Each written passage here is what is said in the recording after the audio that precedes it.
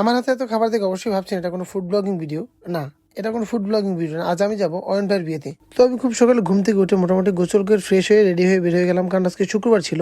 বিয়েটা ছিল ধানমন্ডিতে, তাই খুব তাড়াতাড়ি চলে আসলাম। রাস্তায় খুব জ্যাম কম ছিল। তো আসার পর এখানে মোটামুটি বিয়ের কার্যক্রম সব শুরু হয়ে গিয়েছিল। বিয়ের সকল আনুষ্ঠানিকতা শেষ করার পর আমরা যখন বরকে নিয়ে বরের আসনে বসলাম, তখনই ঘটলো মজার এক কাহিনী।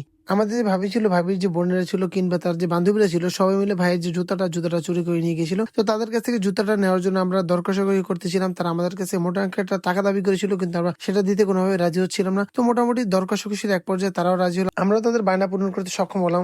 অবশেষে কিছু টাকার বিনিময়ে আমাদের যে জুতাটি তাদের কাছে আটকানো ছিল সেটি রক্ষা করতে সক্ষম হলাম।